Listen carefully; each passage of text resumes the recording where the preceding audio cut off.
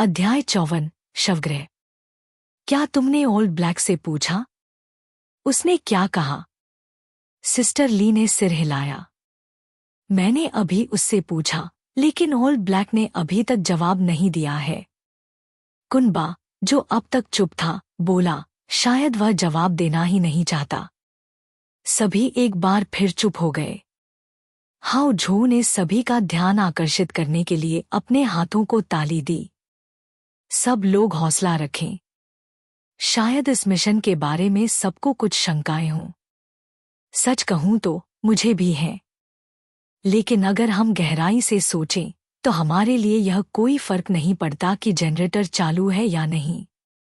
हम भाड़े के सैनिक हैं और हमारा पहला लक्ष्य मिशन को पूरा करना है। संक्षेप में, हम 50 मिनट में पीछे हटने की तैयारी शुरू करेंगे। किसी ने कोई आपत्ति नहीं उठाई। हाओ झो की बात भी सही थी। आखिरकार ओल्ड ब्लैक ने बस इतना कहा था कि उन्हें जनरेटर को नष्ट करना है। उसने यह नहीं बताया कि जनरेटर चालू है या बंद। फांग हेंग को लगा कि ओल्ड ब्लैक का मिशन उसके पास मौजूद वायर सीरम मिशन से संबंधित था। उसे आवश्यक रूप से भूमिगत मंजिल पर जाकर एक नज़र डालनी थी। थोड़ा समय है। मैं नीचे जाकर देखना चाहता हूं। क्या कोई मेरे साथ जाना चाहता है? टीम के सदस्यों ने एक बार फिर एक दूसरे की ओर देखा। किसी ने जवाब नहीं दिया। हाओ झो ने सलाह दी, फांग हेंग, इसकी जरूरत नहीं है। हमें बस जनरेटर सेट को नष्ट करना है ताकि मिशन पूरा हो जाए।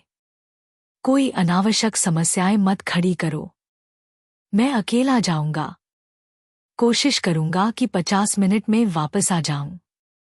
पहले की तरह, अगर मैं वापस नहीं लौट पाया तो मेरी चिंता मत करना। रुको, मैं तुम्हारे साथ चलूंगा। अधिक लोग होने पर सुरक्षा ज्यादा होती है। कुनबा खड़ा हो गया। कुछ समय पहले तुमने मेरे भाई को बचाया था। हम भाई किसी का एहसान नहीं रखते। ठीक है। ज्यादा लोगों के साथ होने पर सुरक्षा अधिक होती है।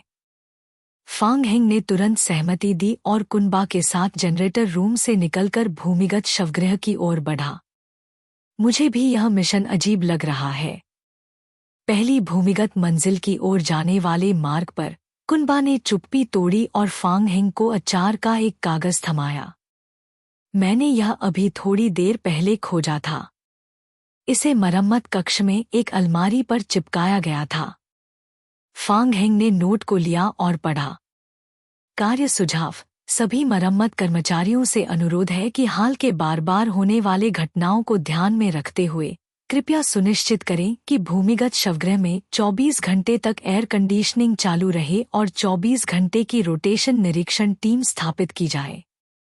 टिप्पणी: शवगृह का तापमान 0 डिग्री सेल्सियस से नीचे होना चाहिए और फ्रीजर का तापमान 28 डिग्री सेल्सियस से नीचे होना चाहिए। फांग हेंग ने कागज पर लिखे संदेश को पढ़ा और धीरे से बड़बड़ाया। सामग्री देखकर तो ऐसा कुछ संदिग्ध नहीं लगता। हाँ, कुनबा ने भी सिर हिलाया। कमरे में बस यही एक नोट था और मुझे नहीं पता कि ये बार बार होने वाली घटनाएं क्या हैं। पहली भूमिगत मंजिल का प्रवेशद्वार मार्ग की लिफ्ट के पास था। बिजली की आपूर्ति खत्म हो जाने के कारण लिफ्ट अब उपयोग में नहीं थी। उन्होंने रास्ते में कुछ ज़ोंबियों को संभाला और पहली भूमिगत मंजिल में प्रवेश किया। पहली भूमिगत मंजिल के बाईं ओर शवगृह की ओर जाने वाला एक मार्ग था। दाईं ओर का रास्ता भूमिगत पार्किंग लॉट की ओर जाता था। पार्किंग लॉट की ओर जाने वाला लोहे का दरवाजा नीचे गिरा हुआ था, जो पूरी तरह से रास्ते को बंद कर रहा था। फांग हेंग और कुनबा ने एक दूसरे की ओर देखा और साथ में रास्ते में प्रवेश किया। मार्ग के अंत में शवगृह था। दरवाजे के ऊपर की आपातकालीन मार्ग की निशानी अब भी जल रही थी। यकीनन बैकअप जनरेटर शवगृह को बिजली प्रदान कर रहा था। यह क्या है? शवगृह के दरवाजे तक पहुंचते हुए फांग हेंग ने देखा कि शवगृह के दरवाजे पर एक नोट लगा हुआ था। आपातकालीन सूचना, शवगृह में बार बार आने वाली समस्याओं के कारण शवगृह का उपयोग अस्थायी रूप से निलंबित कर दिया गया है और यह आपातकालीन मरम्मत स्थिति में है। मरम्मत की अवधि के दौरान अस्पताल की दूसरी मंजिल पर स्थित गोदाम को अस्थायी बैकअप सुविधा के रूप में इस्तेमाल किया जाएगा। सामान्य परिस्थितियों में शवों को सीधे श्मशान ले जाया जाएगा। फांग हेंग ने सिर खुजाया। शवगृह में बार बार समस्याएं। उसे लगा कि उसने कुछ समझने की कोशिश की, परंतु एक क्षण के लिए वह पूरी तरह समझ नहीं पाया। फांग हेंग ने अपना सिर घुमाकर कुनबा की ओर देखा। कुनबा के चेहरे पर भी वही उलझन भरा भाव था। कुनबा ने धीरे से सुझाव दिया, पहले अंदर जाकर देख लें? हाँ। फांग हेंग ने दरवाजे के पास पहुंचकर शवगृह के अंदर की हलचल सुनने की कोशिश की।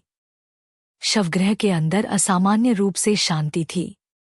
फांग हेंग ने दरवाजे को धक्का देकर खोलने का प्रयास किया। वह खुल नहीं रहा था। शवगृह के दाईं ओर दीवार में एक कार्ड स्लॉट था।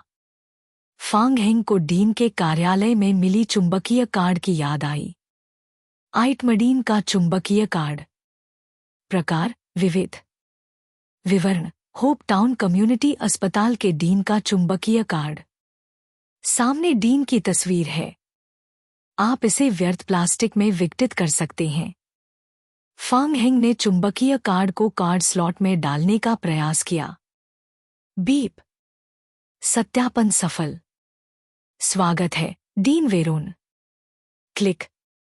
शवगृह का दरवाजा फांग हेंग के सामने स्वतः खुल गया। शवगृह से ठंडी हवा का झोंका अंदर आया। शवगृह में एयर कंडीशनिंग का तापमान बहुत कम था और हल्की रोशनी अब भी जल रही थी। फांग हेंग दरवाजे पर खड़ा होकर एक हाथ में शॉटगन पकड़े शवगृह के अंदर की स्थिति को स्पष्ट रूप से देखने का प्रयास कर रहा था। शवगृह अस्तव्यस्त था, हर जगह खून के धब्बे थे। एक नज़र में 10 से अधिक शव फर्श पर पड़े थे। क्या वे सभी मर चुके थे?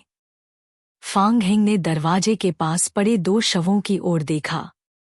उनकी गर्दन के ऊपर के हिस्से गायब थे और उनकी गर्दनें बुरी तरह से क्षत-विक्षत थी।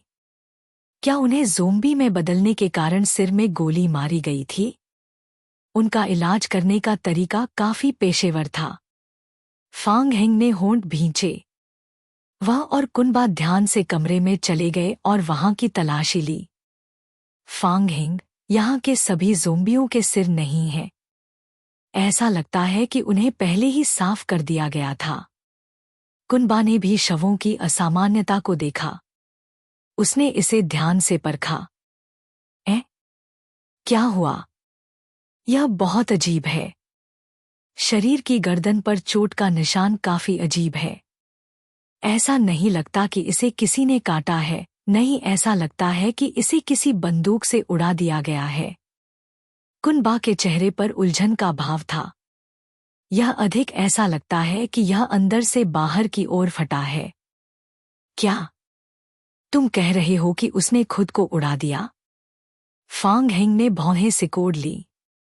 इसके आगे खोजने का समय मिलने से पहले उसका दिल अचानक जोर से धड़क उठा। उसे अचानक एक अत्यंत खतरनाक एहसास हुआ और उसने जल्दी से अपना सिर घुमाया। उसकी नज़र शवगृह के एक तरफ एक लोहे के दरवाजे पर टिकी। खतरे का पता लगाने वाला कौशल सक्रिय हो गया था। फांग हेंग ने तुरंत अपनी शॉटगन उठाई और छोटे दरवाजे की ओर निशाना साधते हुए उस पर नजरें जमा लीं। उस दरवाजे के पीछे क्या है? यहाँ तक कि जब उसने म्यूटेटेड ज़ोंबियों का सामना किया था, तब भी उसने ऐसा खतरनाक एहसास नहीं किया था।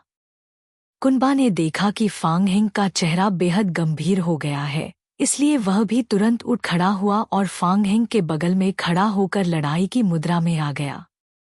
उसने धीमी आवाज में पूछा, क्या हुआ फांग हेंग? यह मेरा एक कौशल है। मुझे लगता है कि उस दरवाजे के पीछे कुछ अजीब है। फांग हेंग ने धीमी आवाज में उत्तर दिया। पा। बहुत ही हल्की आवाज आई। उन दोनों के ऊपर की बत्तियां तुरंत बुझ गईं। पूरा शवगृह एक ही क्षण में अत्यंत अंधेरे में डूब गया। बिजली चली गई। फांग हेंग चौंक गया। उसने जल्दी से 2 कदम पीछे हटकर टॉर्च निकाली और सामने के क्षेत्र को रोशन किया।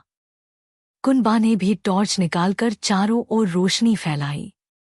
Don't forget to like, share and subscribe.